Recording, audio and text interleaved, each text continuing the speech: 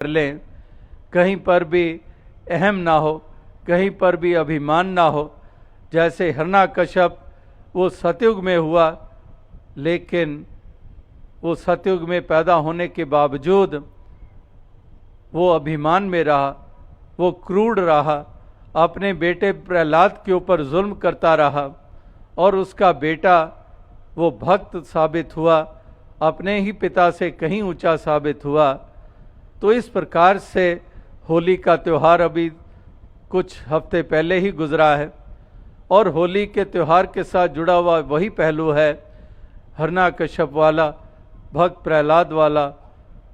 हिरण्यकश्यप की बहन होलिका वाला, जो अभिमान में चूर थी और इसलिए उसी अभिमान के कारण उसने अपने आप का अंत कर डाला और भक्त प्रहलाद की जय जयकार हो गई। तो इस तरह से इस अहम से ऊपर उठकर विनम्रता को धारण करके खलूस और प्रेम के भाव को अपने हृदय में बसाकर एक दूसरे का भला मांगना भी, एक दूसरे का भला करना भी ये आ जाए अगर इंसानों को,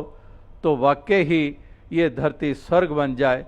ज़ुबानें तो कहती हैं कि सबका भला करो भगवान, सबका सब विधि हो कल्याण, कि ज़ुबान तो ज़रूर कह देगी। किसी धर्म स्थल पर गए हैं तो ये उच्चारण कर ही डालेंगे कि सबका भला करो भगवान, सबका सब विधि हो कल्याण। ये ज़ुबान ने तो कह दिया, लेकिन मन में क्या प्रार्थना चल रही है? मन में ये प्रार्थना चल रही है कि जब मैं यहाँ से घर लौटूं तो पड़ोसी का सत्यानाश हुआ हो। इस प्रकार से मन में तो ये विचार चल रहे होते हैं,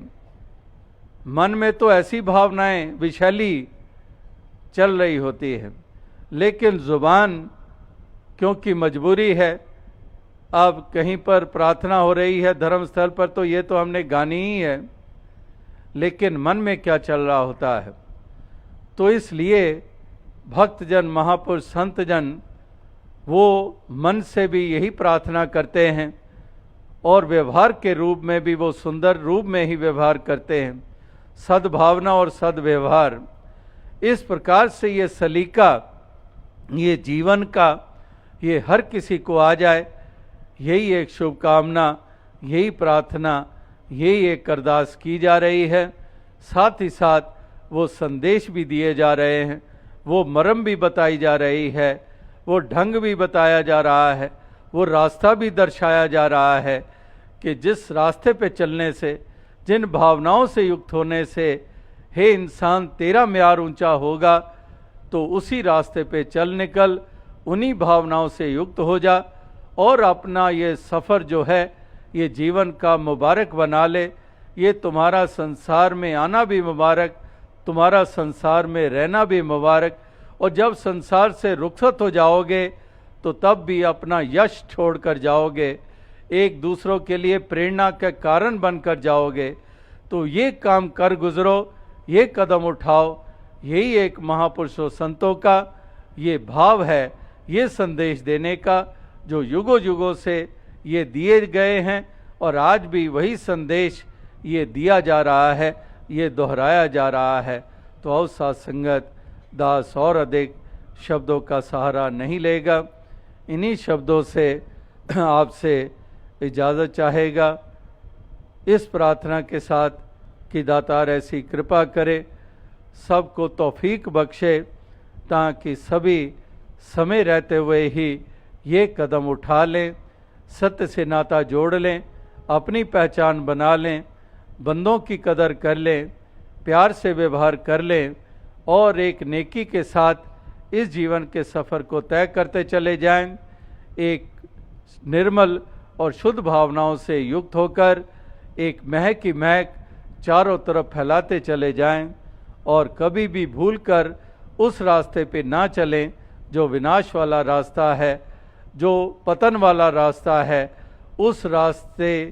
पे हरगिज़ ना चला जाए, रास्ता वही अख्तियार किया जाए जो ऊंचाइयों तक ले जाने वाला है, जो लोक और परलोक संवारने वाला है। उसी डगर पर चलें, उसी रास्ते पे चलें और यही एक मंतव्य, यही मकसद था इस समागम का भी, जो यहाँ मध्य प्रदेश और छत्तीसगढ़ का जो मिला जुला समागम जबलपुर के शहर में आयोजित हुआ है। तो इस अवसर, इस मौके के ऊपर